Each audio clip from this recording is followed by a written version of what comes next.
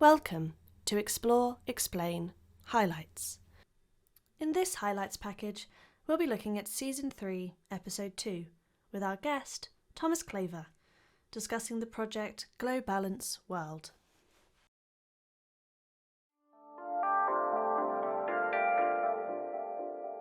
What are some of the thought processes that you go through to say whether we even throw our hat in the ring for this?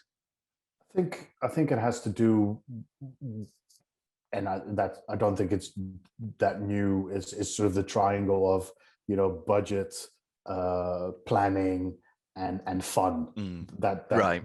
and you can sort of compromise on one of these pillars, but not on two. Right. So if planning is crazy and it's not fun, it doesn't really matter how much money they throw at the problem. You're not going to do it.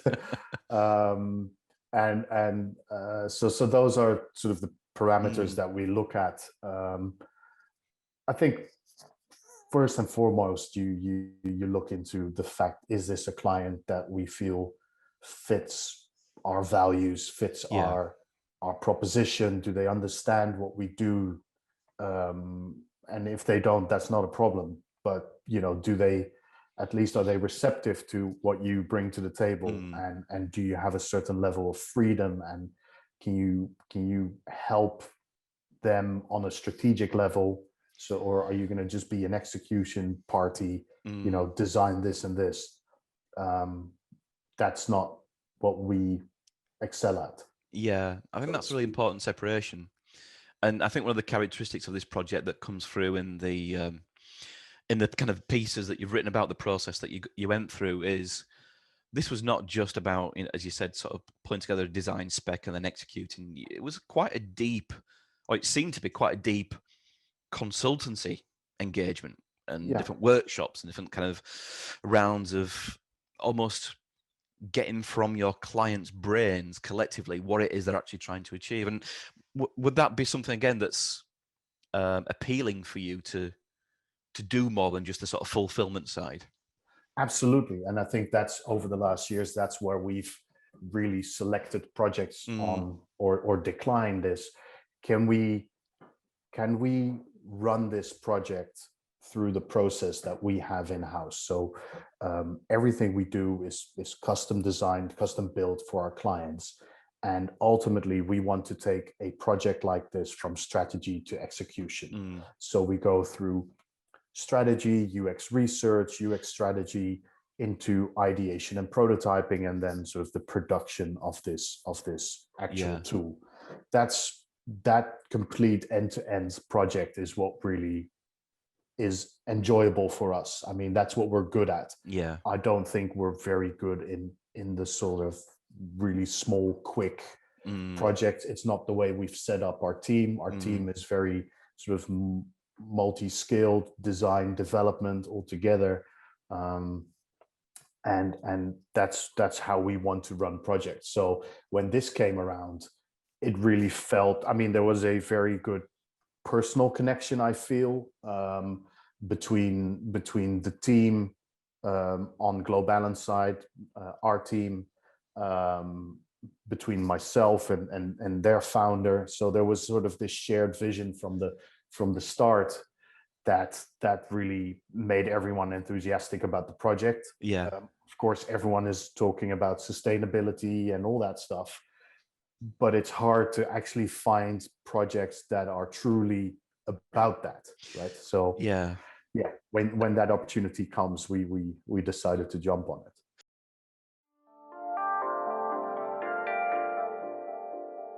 You mentioned there that you kind of worked, perhaps you kind of with the founder, then the team with the team, and again, how does that work on a sort of day-to-day, week-to-week basis when you're not just channeling everything through a single conduit? It's a bunch of interactions going on. I mean, that to me says that, as ever, communication bubbles to the surface as the most important skill set at that point, and as ever, the listening as much as the talking.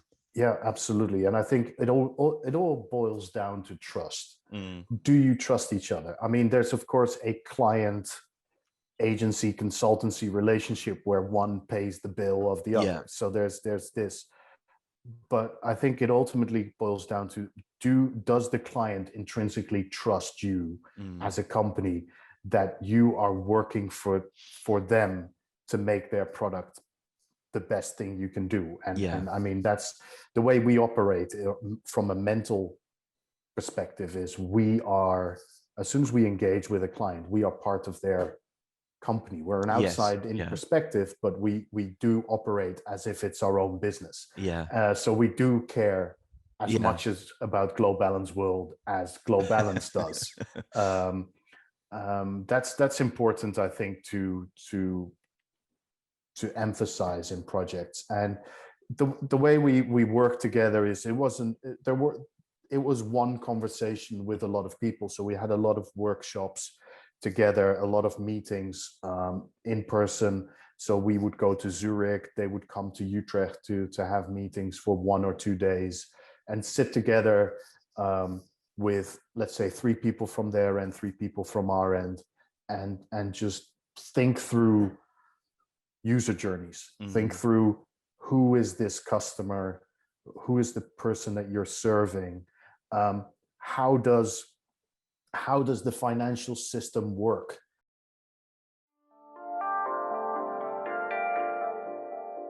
It's often perhaps downplayed a lot in data viz that these works sometimes have to simultaneously be marketing devices, and they have to be, kind of visual centerpieces around which, brands develop, and hero images pop up on websites and slide decks. And I mean, we'll come on to this motif of the kind of pebble concept later on, but again, that's something that doubles up not just as a chart, but something that then becomes a recurring trope that they encounter. I do think that's a not just downplayed, but sometimes looked down on aspect of this, which is right. I mean, it's just human nature. Let's face it. I think it's well. really This is important. always. Sorry. No, yeah, go ahead.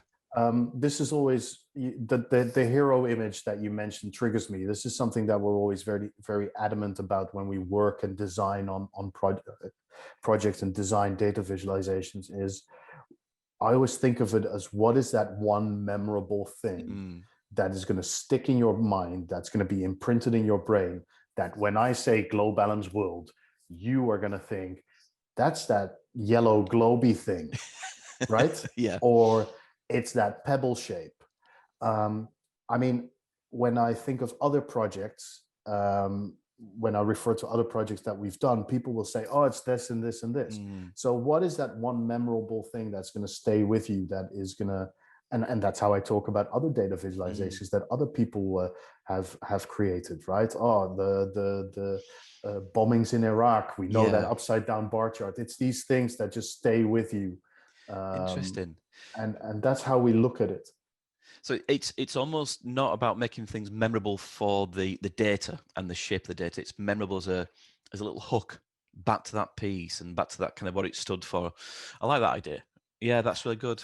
Yeah, it's how you talk about it in your book, right? You have reading and feeling data, and I think the way to get people back into a platform like this is for them to feel the data, and then start reading it. So you can do all that. That sequence, I think, is important. Yeah. That journey.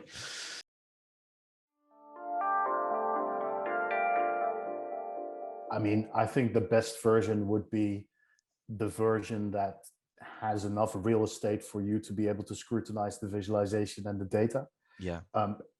But everything we build is from a mobile first perspective. Right. So any client that comes to me and says, look, it doesn't need to be responsive, it doesn't need to be mobile first, is just you're not thinking straight, because everyone is on their phones continuously. So I to this day, I still am amazed by the fact that we have these conversations with people that say, no, you can ignore mobile. I remember years ago we did this project and said, you can ignore mobile. We said, okay, what if we test it on our dime, and if it comes out that mobile is important, we're going to do it. And then we found out that the website was accessed by 192 different devices, some of which were like Square MP3 players in China that we'd never seen before. Wow.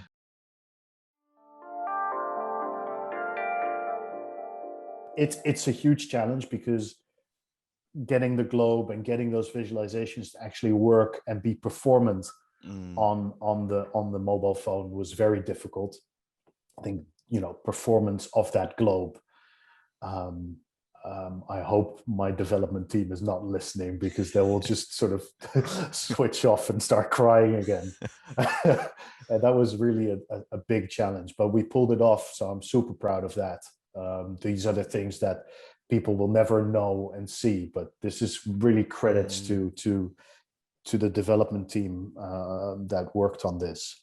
Is getting that to work is great. That will work for you going forward, I guess.